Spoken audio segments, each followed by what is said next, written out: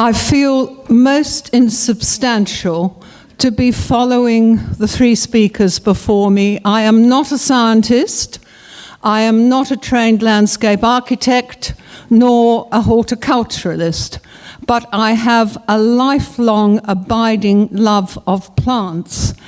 And I have a tiny garden now in Melbourne, of necessity, because I have been on my own for nearly 8 years, but I fill it with plants which I have seen on my travels.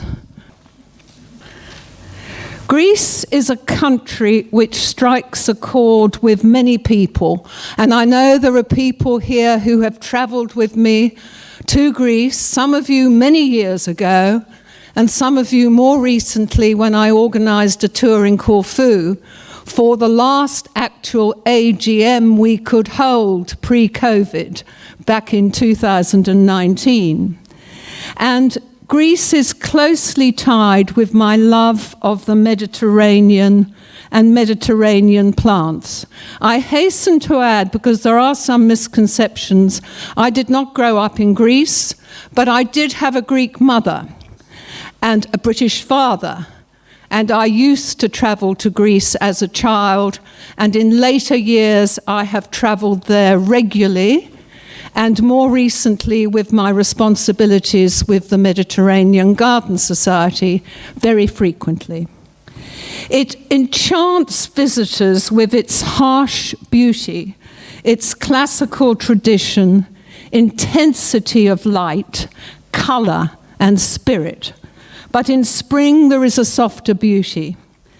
And in May, a few years ago, I was walking in the countryside in Epirus with just one very close friend of mine, Penny Dunn, who is also a member of the MGS. And I wanted to show her the Greek red peony, Paeonia peregrina, which was flowering here in abundance. But it was this simplicity of this scene, of the clearing in the forest, this giant Judas tree, Cercis siliquastrum, and beneath it drifts of a rather weedy geranium, Geranium rotundifolium, which had even self-seeded in the stone of the church. If you look closely, you'll see. And this really typifies my love of Greece. It's for the simplicity, the simple flowers that grow with nature, and those simple wildflowers in profusion. And they can be inspirational when thinking about creating a garden. And here we are at Spirosa, on a hillside just some 20 kilometers from Athens, and the headquarters of the Mediterranean Garden Society. It was the first Mediterranean spot I visited with my late husband, David, when we went to Greece to plan our very first tour in the 1990s to that country. And I had the pleasure of meeting Sally Razalou, who was the first president of our society, as I mentioned last night, sadly died just last week, and who became a very great friend and my mentor. And you can see a Judas tree, just a bit of it, in the top right-hand corner, which looks over the citrus garden and a terrace festooned with wisteria.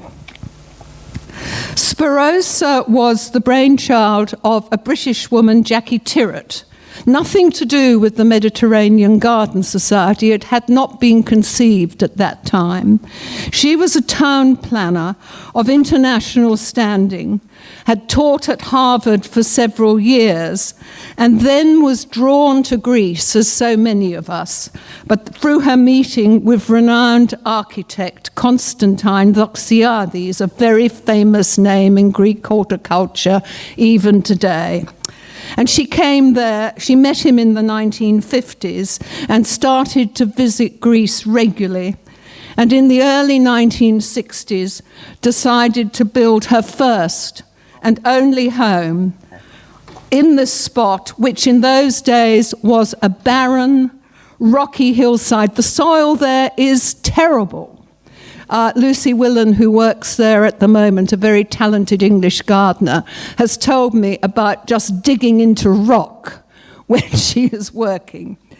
And around this house that she designed and built, she created a garden. She was a pioneer in Mediterranean gardening, utilizing the plants natural to the area, as well as experimenting with those from similar regions. And her great wish was for this garden to survive and to be a spot where the flora of Attica would survive. It was fast disappearing all around, with the developments of Athens ever coming out further. Here you see the Iris germanica, which have naturalized beside the lane which lead away from the Sperosa house to the top of the hill. And here you see a volunteer's morning, which I was participating in with Penny Dunn back in 2015, in my carefree days before I became president of this society. I met a group of members, there were some 24 of us, and we were pulling out the wild oats, which have been mentioned earlier today, before they developed to the dangerous stage with seeds to disperse in all directions. Another plant that has to be controlled here are the asphodels, as they spread like wildfire. It was a morning filled with friendship and interest, learning how much some of the Athens members enjoyed coming to work on a large garden, some of whom only had balconies to attend to. Miraculously, many of the wild orchids of Attica, this region of Greece, which takes in Athens, have been preserved in the garden. And here you see a beautiful tongue orchid, Serapius cordigera. And this is another type of orchid flourishing in the garden, one of the bee orchids, Ophrys ferrum equinum, called the horseshoe orchid, and if you look closely you can see why. And I can remember driving up the long drive every day with Sally. We would stop the car because we would see yet more of the orchids appearing. And now you're seeing the terraces at Sperosa in April. And this is Euphorbia caraceus, which is one of the staff performers at this time of the year. It can spread like wildfire, particularly in Australia, but I do love it for its architectural addition to the garden, and you can easily pull out the seedlings. And I will be talking more about euphorbias later. They are such an interesting genus. Cretan ebony, Ebenus cretica, is a Cretan endemic growing in the garden at Sperosa. I saw it first here before I had ever visited Crete, where it is spectacular in the gorges and the steep rocky cliffs. And I know some of you who've been to Crete with me have seen it in its natural habitat. Its rose pink pea flowers appearing in early May. It's very hard to propagate, and I have discussed this with Stephen Ryan because he had tried to do so himself. But Sally Razalou, our former custodian, had mastered the technique and provided plant to many MGS visitors from the nursery on the site. It's a really wonderful plant. Another native of Crete is Tulipa saxatilis. And this photograph was taken last year by Marie Ruffier Monet, a young French landscaper who had come to us having worked with Olivier Philippi, and she's back there working with him now. But she came to serve an internship at Sperosa, which coincided with spring, and she was wonderful in what she put into the garden. She had such sensitivity and worked very closely with Sally. As well as the beauty of the early spring flora, she has revealed the gentle backdrop of silver and green up the hillside at this time of year. A lovely combination of mignonette, Reseda alba, and bright red poppies, Papaver rhoas, again very simple flowers, with yellow Chrysanthemum coronarium, which I think has had a name change, but I'm sorry, I like to stick to the old one. And they liven the wilder outskirts of the garden at this time.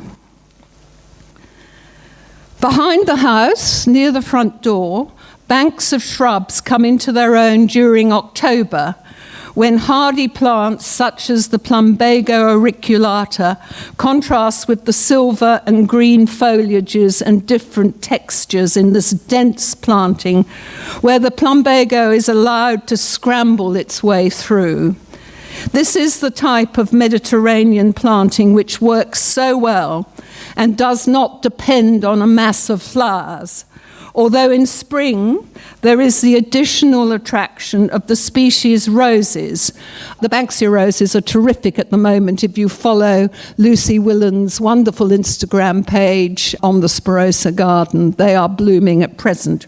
But in this photograph, you're seeing the foliage of Rosa hugonis, which in spring has soft yellow single blooms. And this rose was actually planted by Jackie Tyrwhitt. The custodian of the garden, as I've already mentioned, was Sally Razzaloo. And here we are, just a few years ago, botanizing on Mount Hymettus, which is so close to the center of Athens, a real miracle to be seeing the wildflowers there, which still grow in abundance. Sally had lived at Spirosa well before the MGS was conceived. She took over the lease with the Goulandris Museum as her private home, and it was really she who recreated Jackie Tyrwhitt's vision. We found such treasures on the mountain, such as this white flax, Linum leucanthum. I had seen various yellow forms before in Greece, and also blue-flowered forms, and also in the south of France, and also apricot ones. But this white form was so simple and pure. And this was the lovely Tulipa australis, thriving in the dry, rocky terrain. I had also seen this tulip in the mountains behind Nice in the south of France. And yellow is such a cheerful colour in the garden. I know some people who hate it, but I simply love the addition of yellow. And here you see the autumn flowering bulb, Sternbergia lutea, which appears like magic at Spirosa following early autumn showers, which don't always happen. It is a wildflower all through the countryside too. Another flower I have been thrilled to see in autumn at Spirosa is the mandrake, a plant I had read so much about, and it's so famous in plant mythology. This is Mandragora autumnalis. Its root, like a huge forked parsnip, is supposed to resemble a human being, and it is attributed with all sorts of medicinal properties, and there are many, many stories attached to this plant. I know I had a Greek botanist traveling with me, not a Greek botanist, an Australian botanist who had worked at the herbarium in Melbourne, Raymond, and he was over the moon when he saw his first mandrake in Greece. I was attracted to an expanse of white bulbs beneath the Cypressus arizonica. From a distance, mistaking them for crocuses. My eyesight is not as good as it used to be. But as I drew closer, I realized they were the tiny white Narcissus obsoletus with a delicious fragrance. This autumn flowering Narcissus grows wild in the mountains of Attica, and used to be called Narcissus serotinus, which is a far more attractive name. I have also seen it growing quite close to the sea in Corfu.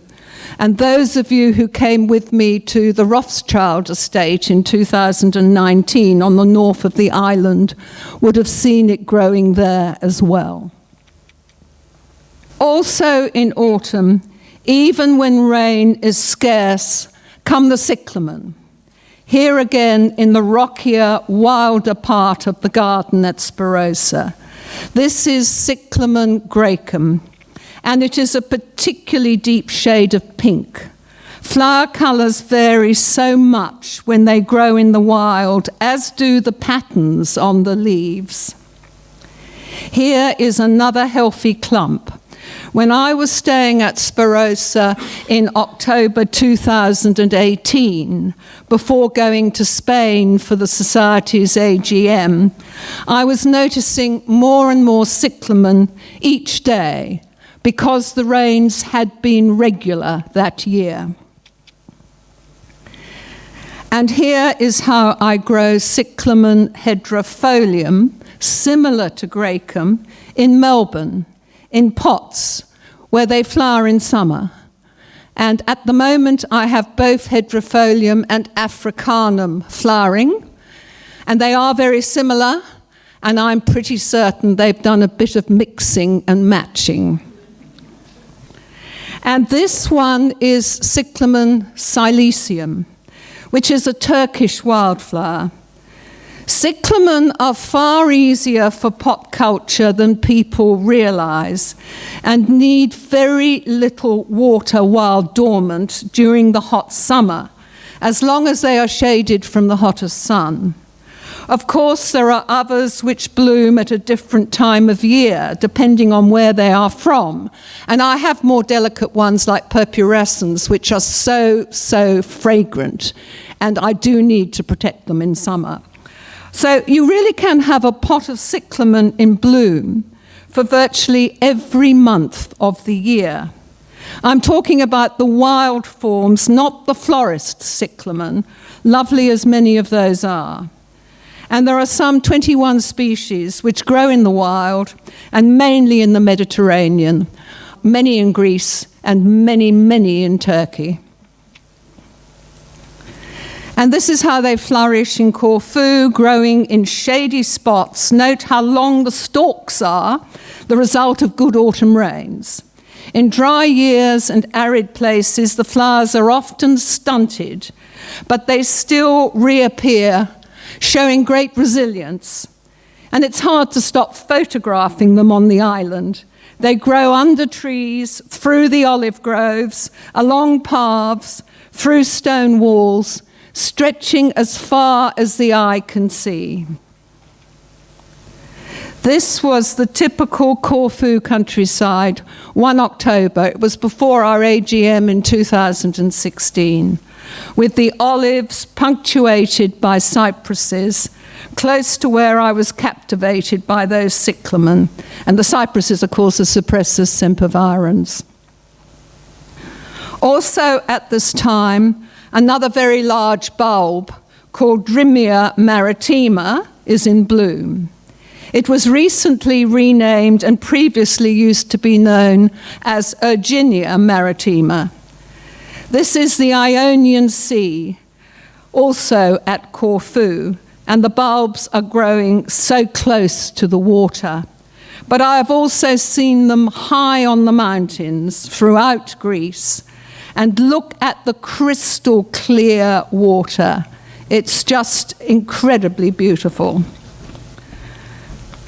And this is the bulb in my pot garden, and I was thrilled to have a bloom waiting 2 years after I planted the enormous bulb, which was a gift to me, and giving it a very warm, dry location until the flower spike emerged.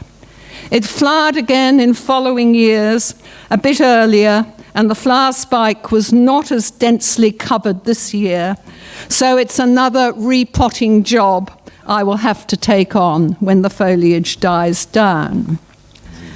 Now I'm moving on to California, where the spectacle of water can be essential in a garden, particularly in a garden devoted to tough plants. And the day we visited Lotus Land was an incredibly hot day. So you can imagine the cooling effect when we came to the lotus pond. This garden was created by a Polish opera singer, Ganna Wolska, from the 1940s until her death in 1984. She sounded a very eccentric individual, and she didn't do anything in a minimalist way. She did everything on a very large scale, so that when she bought plants, she brought a huge amount of each type. And the garden today is run by a trust who maintain it very well. And some of our MGS members in California are on that trust. These are some of the cacti which are grown in huge sweeps in different parts of the garden. The golden barrel cactus, Echinocactus grusonii, is from the desert regions of Mexico. And our native flora is very popular in California, as you will see, with this grass tree, one of the Xanthorrhea species, which is flowering beautifully in the dry landscape. Architectural plants at Lotus Land include this wonderful aloe. I'm not quite sure of its identity, but again, I'm stressing it was such a particularly dry time, and it was looking spectacular. Water again at Montecito, this time just a trickle in a tiled fountain at the garden of Casa del Herrero, which is backed by tall white oleanders, which are remarkably drought tolerant, although when I've seen them growing wild in Crete, they tend to follow the watercourses, so they obviously do enjoy that water if it's available. And this pool almost made my trip to California worthwhile just for this vision.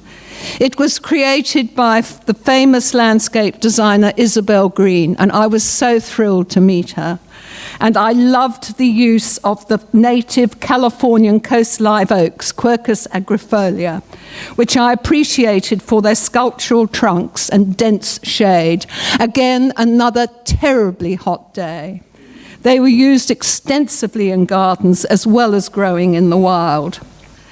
And it was the natural approach to that pool in the former photograph which really appealed to me, mirroring nature, as in this magnificent vista of the Voidomatis River in the northwest of Greece in spring, with plane trees by the crystal clear moving water. And here is more detail of the plane trees, which line that river, some with enormous trunks. It's like being in Arcadia when you walk along the trail by that river and there is no one else there. And they were the oriental plane tree, Platanus orientalis. And that just the combination of that fresh green canopy and the clear rushing water was magical. Returning to Corfu, you can see the spectacular pool at the Rothschild Garden on the headland of Strongilo at the base of a stepped marble cliff. Here in the 19th century, marble was quarried in great slabs and shipped to Corfu town for the building which was undertaken by the British, who were ruling the island at the time.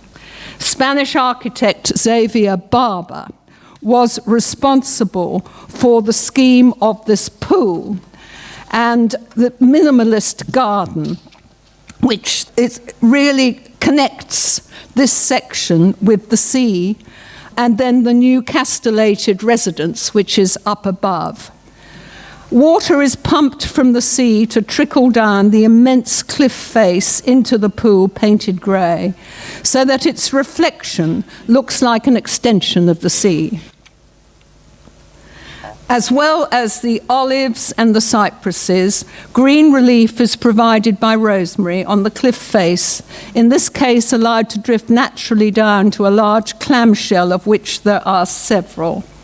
Rosemary is also used in long, tightly clipped, undulating hedges, defining the seaward's boundary and views across the sea to Albania, which is so terribly close.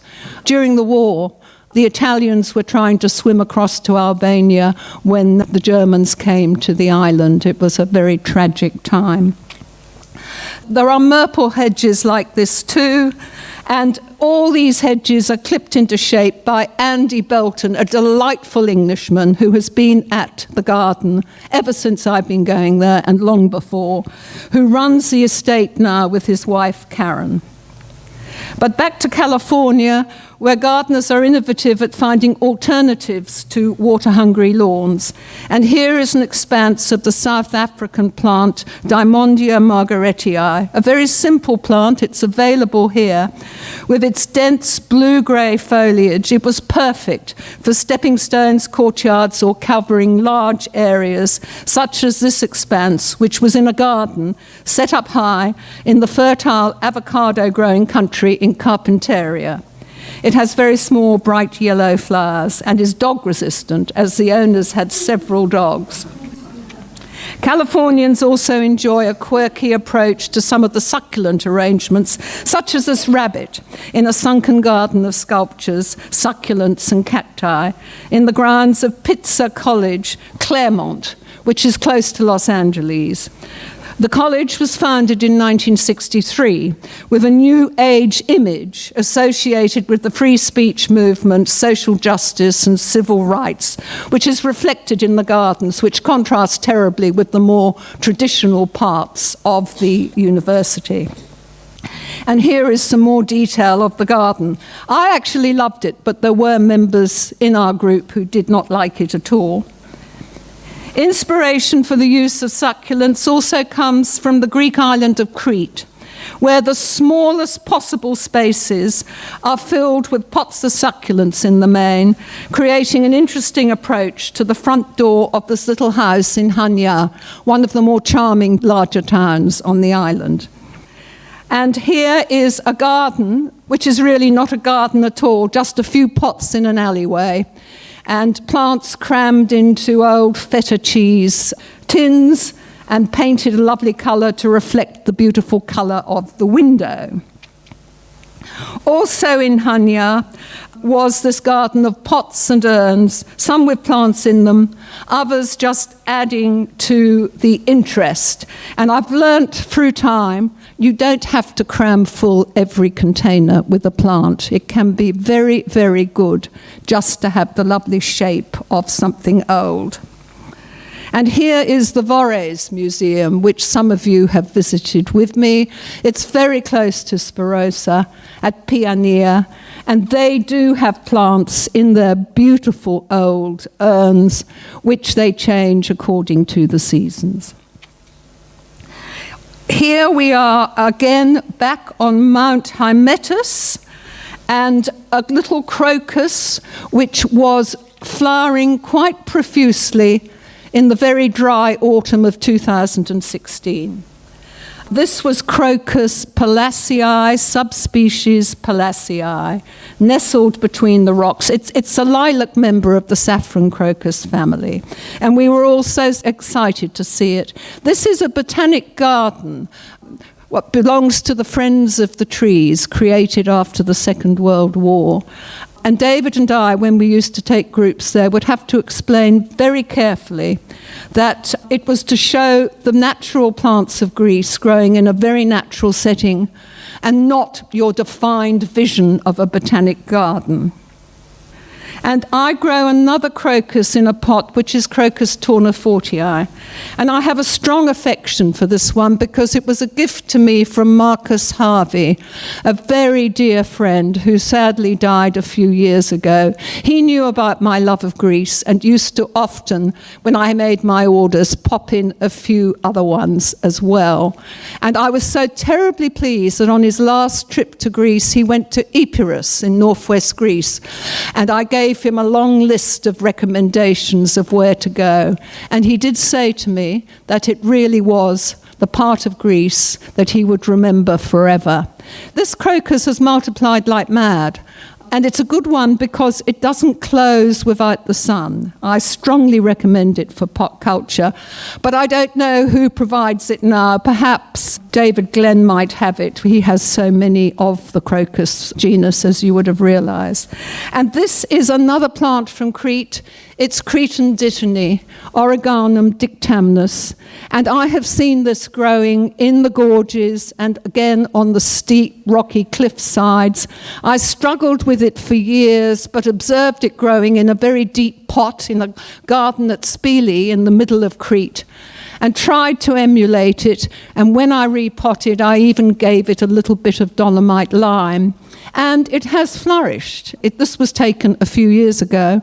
And that's the trouble of growing most of my plants in pots. They need constant attention. Now I'm returning to euphorbias, and I do think they are essential in Mediterranean gardens. At the Los Angeles Arboretum, in the Madagascar garden, which we visited as part of our AGM in 2017, was this fine example of Euphorbia millii, putting on a good show over large rocks and into the gravel. With its vicious thorns, I have heard from Stephen Ryan, it's used as a barrier on mud brick walls in Madagascar to deter unwanted visitors, and I can well understand why. And here in my pot garden are some Euphorbia millii Siam hybrids.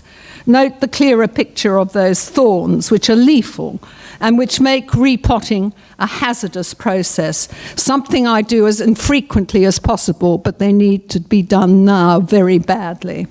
I first saw this hybrid at the Monaco Cactus Garden in its superb high location looking down over Monte Carlo, and tracked it down in Melbourne before it became readily available. Now I'm moving to the island of Mallorca in Spain, which was visited by some of us in 2018 before the main AGM at Costa Blanca. This is the entrance to the garden of Graham and Sally Beale. Sally, until recently, was our branch head at the Balearic Islands. I loved the combination of those massive architectural cacti with the much softer-looking begonias. The cacti are Euphorbia ingens, known as the candelabra tree, and native to the dry areas of South Africa.